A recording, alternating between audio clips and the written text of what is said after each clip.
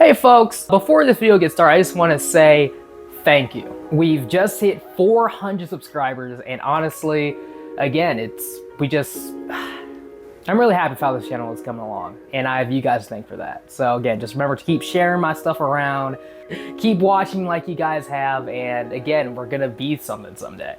And again, I can't wait for you guys to see that. With all that aside, I hope you enjoy this video. Let's get to it.